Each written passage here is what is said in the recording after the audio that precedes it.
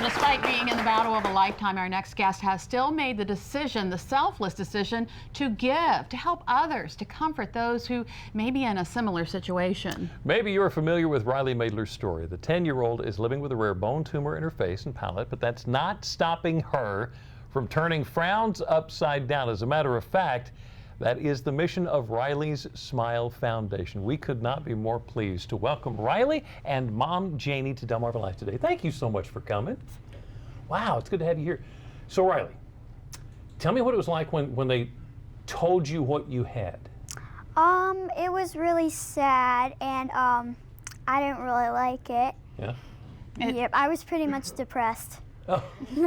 Did you understand it all? I mean, did you know what was going on? Not really. I didn't understand it that much, but I kind of did understand what was going on. Yeah? Yeah, I was in and out of the hospital, and all that. Okay. So let's take a look. We actually have how they figured it out. This is a scan of your head, right? Mm-hmm. Do you understand what you're looking at? I understand that it's a tumor, Yeah. and it's eating away the bone. Oh, wow. Mm-hmm. Kind of scary, isn't it? Yeah. So Mom, this is a rare thing to have happen. It is. Yeah, that was the first picture that flashed up in our faces, and that's when the doctors said to us, this is serious, and you're going to need to go to oncology right away. Oh my goodness. So, and that's when the carpet's ripped out from underneath of you. Yeah, I imagine that just took the wind from you. Oh yeah, it still does, Yeah. looking at it. So tell us about the treatments.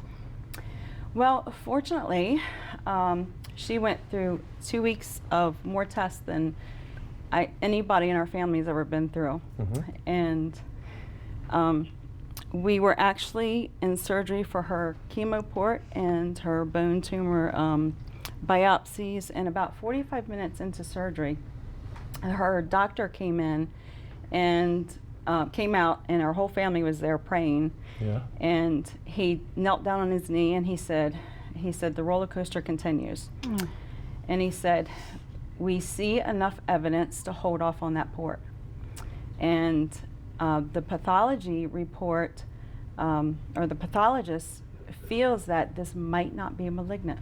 Really? And that's when the whole roof just opened up. Oh my goodness. And I thought, I don't know what we've done to deserve this, but we will take it. So no chemo. Well, we waited 2 weeks. Yeah. Because they didn't know what it was. And originally she was diagnosed with rhabdomyocarcinoma, which is no treatment. There's no cure for that. Mm-hmm. And so 2 weeks later, the oncologist called us and she said, we still don't know what this is, but we're pretty confident this is not malignant.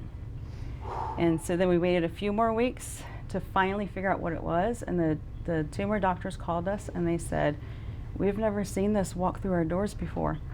Wow. So this is very rare, and we think that we can resect this. We think that we can help.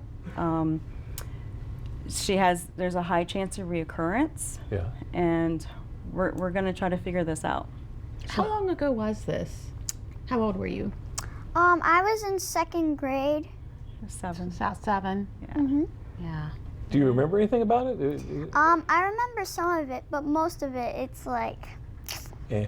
uh-huh. And you came up with quite an idea when you were in the hospital. Tell us about that. Well, when my mom gave me an iPod, it distracted me from all the scary things around me. And when I left the hospital, I was kind of sad because, there are still other kids stuck there and they're going through same thing and even worse.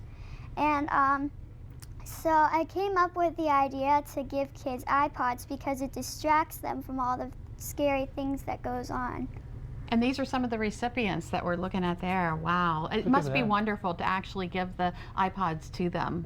Mm-hmm. Yeah. Everybody's smiling in this. They are. So Rylie's Smile Foundation. Tell me about that.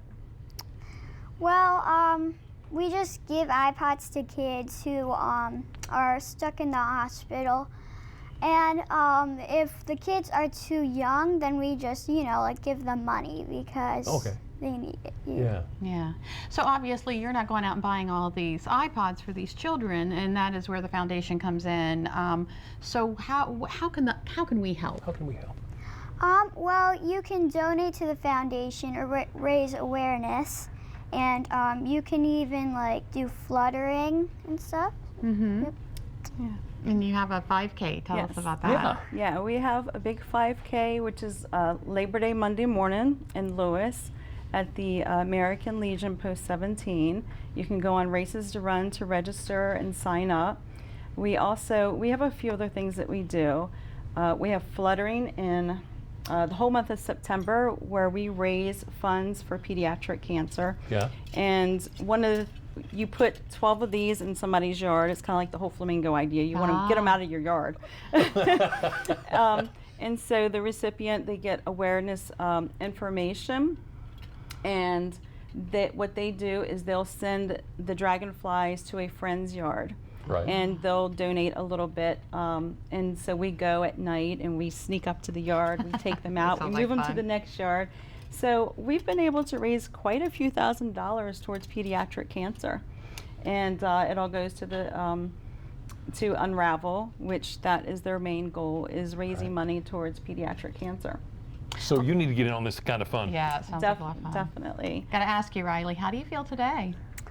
I feel good. Yeah. Mhm. I want to be like you when I grow up. You are quite an inspiration. Yes, you are. Thank you so much for coming in and telling us about Rylie's smile. Thank you, Jane. Thank you, so much. JD. Thank you. Goodness.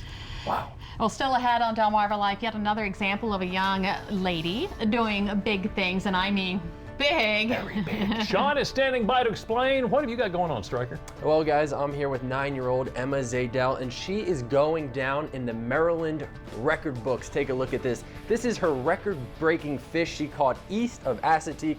We'll get the story behind it next.